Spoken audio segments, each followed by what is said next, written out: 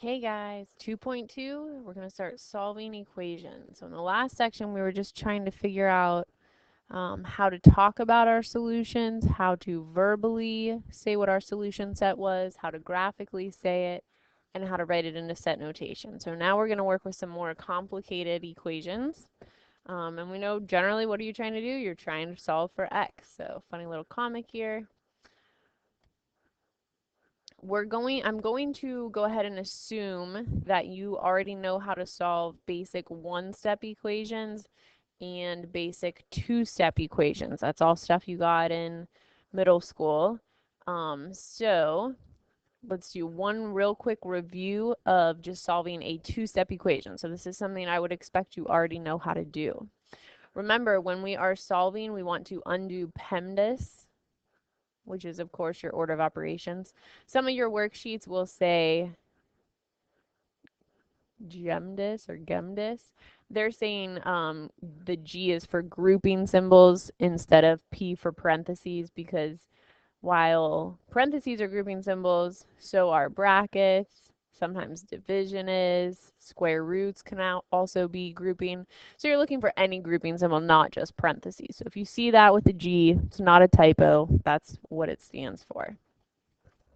When we move things from one side of the equation to the other, we're using the multiplicative and additive properties of equality. Multiplication and addition properties of equality. We're talking about of equality because, of course, we have an equation. So how would you begin solving this problem? Well, we want to undo our order of operations. So if I work them vertically, when we do order of operations, we work this way. But when we're solving an equation, we are going backwards. Okay, you're unwrapping the present that you wrapped up nice and neat. So addition and subtraction would be the first thing you'd be looking to undo. Look at your variable. Look at what's being added or subtracted to it, and it's this 4 out here. We look in front for the sign. It's a positive 4, which means it was being added. So we do the opposite, and we subtract 4. We subtract 4 on this side because we always want to keep equations balanced. Okay, so we get these cancel. That's why we chose to do that. 4 minus 4 is 0. They cancel. We are left with negative 6n equals negative 42. Pretty basic name for the property that does this. The subtraction property of equality. And we could abbreviate that SPE. Okay, so the next thing then is you want to divide. Because you have multiplication here, you do the opposite to undo the multiplication. So we divide by negative 6. That then cancels, and we get n is equal to positive 7. The property we use for this, pretty basic. It's the division. Division property of equality, which is DPE. Keep in mind you can always check your answers for equations, and you should always check your answers for equations, and you do that by plugging 7 in for your variable. So 4 minus 6 times 7, we want to know, does that equal negative 38? Well, this would be 4 minus 42, and sure enough, that would give you negative 38. Okay, so this is just the check. You don't need to write that out every time. You should do it in your calculator at least though, or mental math in your head, but you don't have to actually write it out. And in fact, sometimes students write it out and then think that this is the answer. That's the check of your answer. This n equals 7, this is your answer. So be really careful that you understand this is what you're being asked to do. You're being asked to solve for the variable. That's what you've done. This is just checking your answer. If you want to write it down, you absolutely can. I would maybe just do it off to the side or in some way notate that that's your check and this would be your answer. All right, sometimes we have to use our properties before we start undoing equations. So what kind of properties are we talking about? We're talking about distributive property and combining like terms. So solve the equation, justify each step. If you look on the left side of the equation, so I'm going to kind of just looking just over here, there's some stuff we could clean up. So this is kind of like a problem we did in chapter 1. In fact, let me cover it all up. In chapter 1, we were just asked to simplify. And we did that again by combining like terms. So like terms here would be 5a and negative 3a. When you're working with just an expression or just one side of an equation, you don't want to do the opposite operation. You want to just do it exactly as it's written because you're just combining like terms. So 5a minus 3a is just 2a. And then negative 8 plus 1 are like terms, and negative 8 plus 1 is negative 7. So you just used the signs that were there, you did exactly what it said, you just combined like terms. Once you have that side simplified, you would want to do the same thing on the other side. But in this case, there is nothing else going on the other side, it's just a negative 19. Okay, so what did we do in that step? You could label that as combining like terms, CLT. We're going to abbreviate. You don't have to write all these out every time, but you definitely need to know what that means. So if you think you might not remember, write the whole thing out on your paper, and then you can abbreviate it after that. From there, you're ready to solve. So you would want to undo those order of operations. So addition and subtraction is what you're looking for first. Subtract 7 is what you have, so you want to add 7 on both sides. Then you have 2a left. The 7's cancel. And negative 19 plus 7 is negative 12. So what did we do there? We added on both sides. That's the additive property of equality, which basically means whatever you add on one side, you add on the other. Last thing, we need to get a all by itself. We have 2 times a, so we need to divide by 2. Your 2's cancel.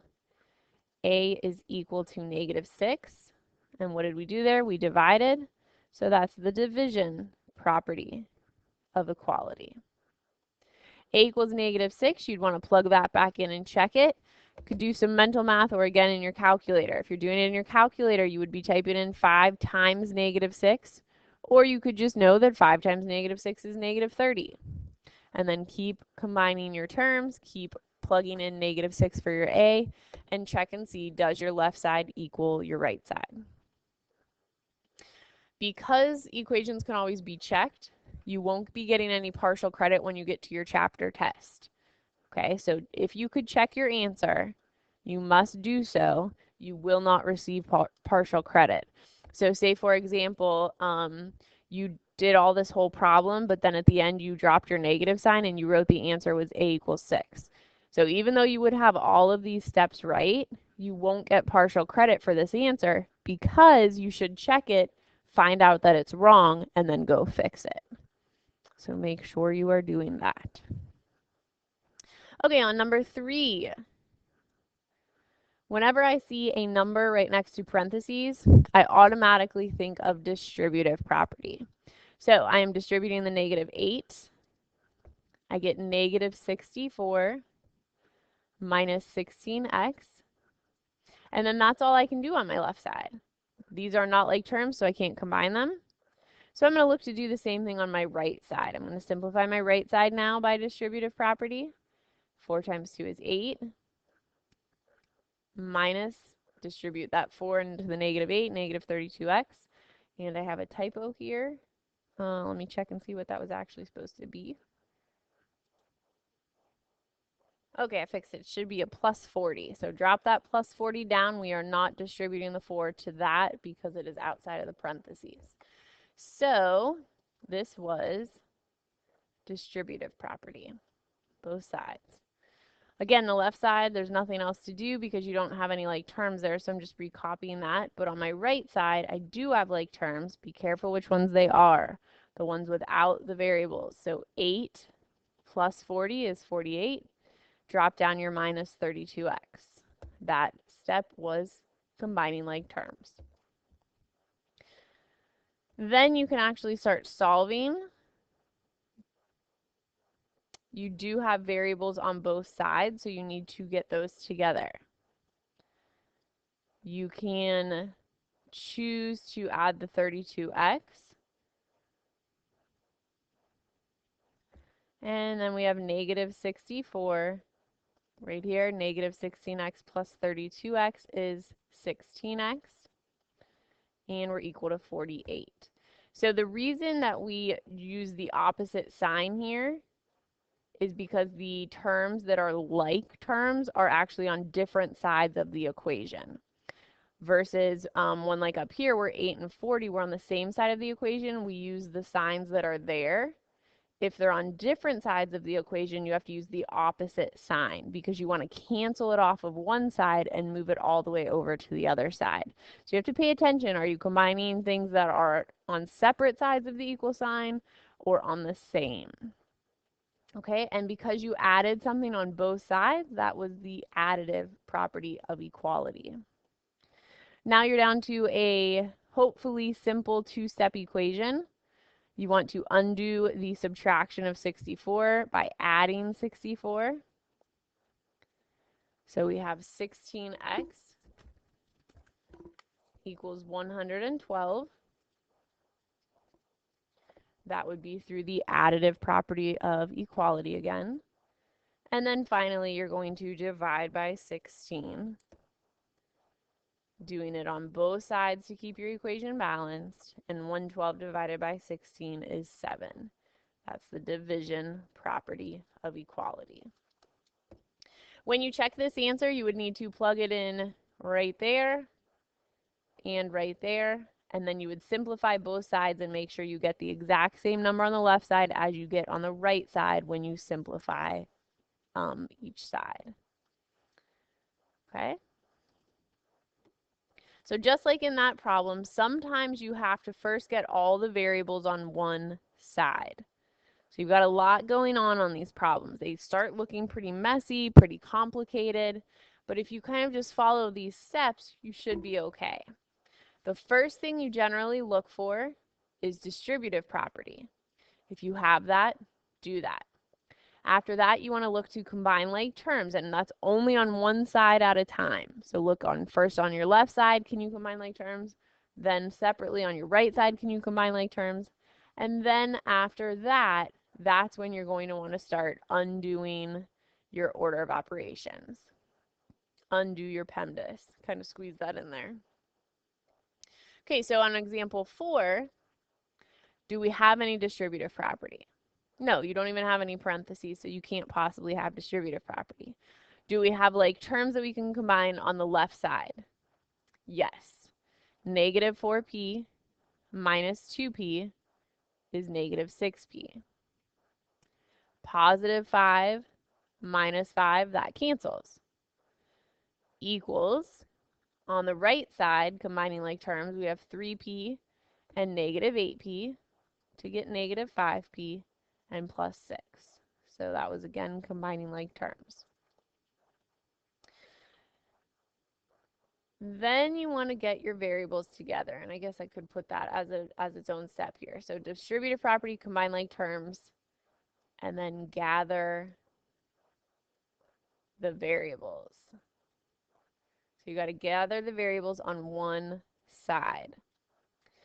Students will ask me, well, which one should you move? Should you move the negative 6p? Should you move the negative 5p? How do you know which one to move? Two rules that will help you the most. Rule number 1, if there is a term that's all by itself, it's the only thing on that side, that's the one you want to move. Okay, so negative 6p is all by itself. There's no plus or minus with it, like whereas negative 5p has the plus 6. So the one that is alone, that's the one I think I might have said you want to move. You do not want to move. Move the other one. If you move it, then you can do that, but then you're going to have a 0 on this side, and sometimes students get a little tricked up with zeros. So instead, move the opposite one. Move it by the opposite operation since you're crossing your equal sign. Negative 6p plus 5p is negative 1p. And these cancel, so you're equal to 6. That's your additive property of equality, 8. And then you want to get p by itself, so you divide by negative 1. P equals negative 6 by the division property of equality. Okay, pause the video. You guys try number 5.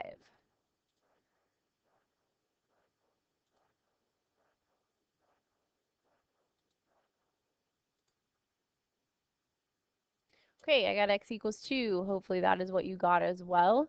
If not, check your work. See what I have that you do not. So I started with distributive property. There were no like terms to combine on one side versus the other. So then I went to gathering my variables. So I said before, there's kind of 2 rules for figuring out which one to move. The first rule is if one of them's by itself, move the other one.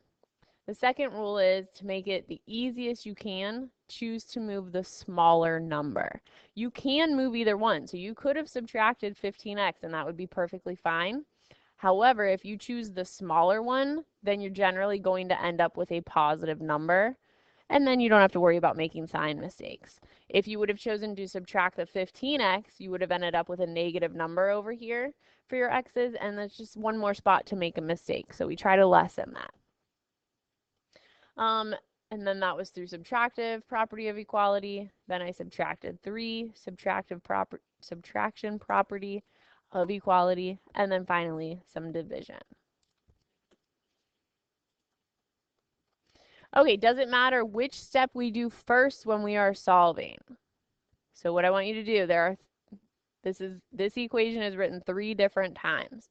Pick one of the 3 pink directions, pause the video, and solve that equation starting with whatever one you've chosen. So if you're choosing this one, start by subtracting 3x on both sides. Here, start by adding 16 to both sides. Here, start by subtracting 4 on both sides. So pause the video and do that now.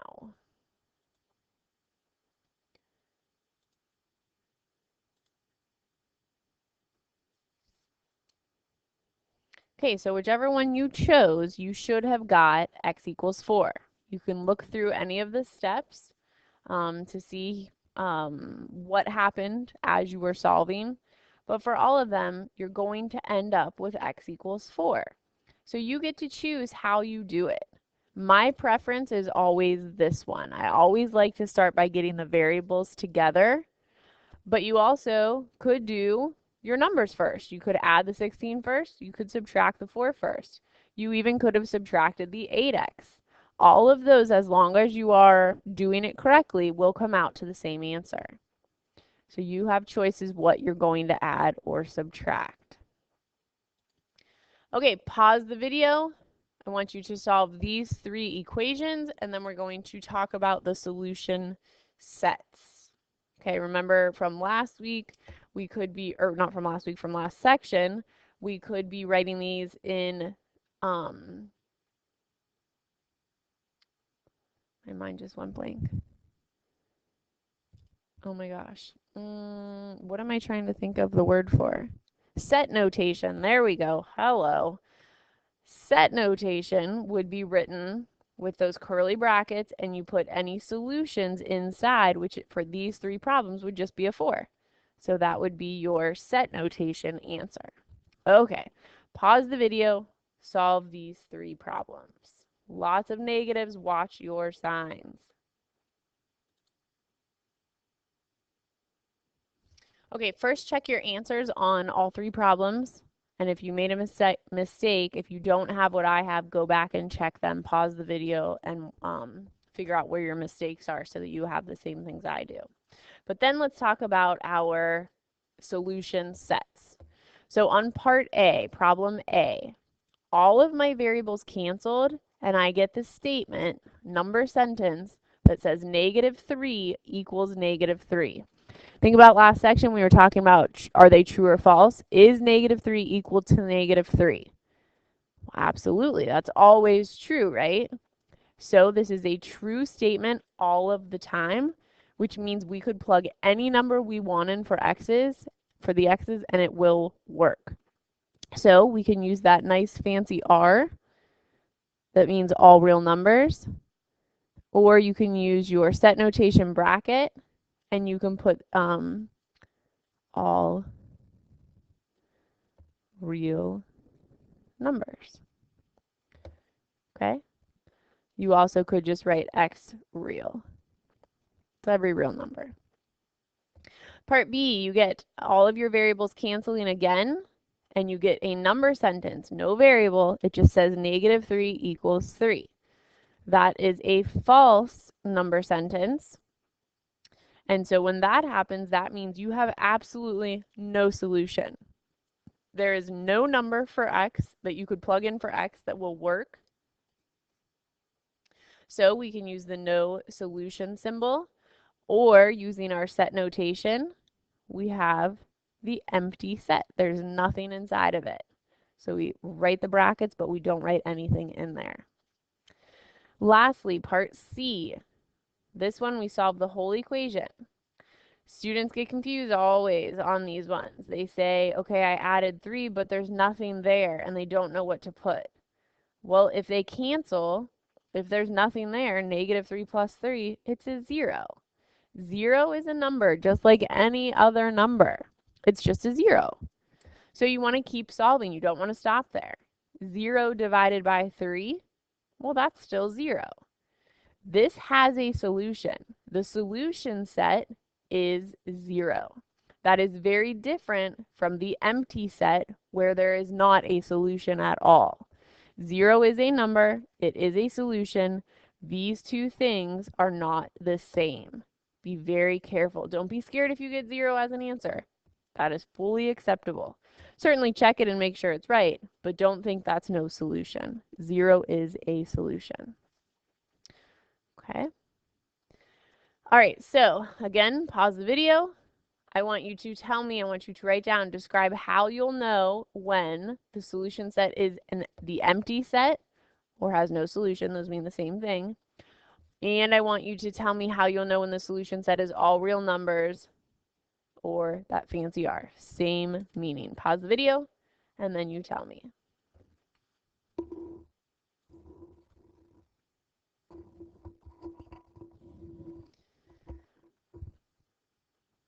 Okay, here's how I know. The solution set is the empty set if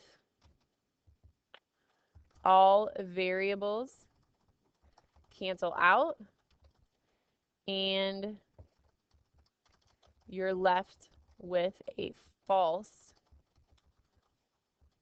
number sentence. Okay, something like, example, 4 equals 8. 4 does not equal 8, so we know that would be no solution or the empty set. Let me make that red so you can see it a little more standing out. Okay, the solution set is all real numbers or variables when all variables cancel out and you're left with a true number sentence. Example, 3 equals 3. If you have two things that actually are equal, then the solution set is all real numbers.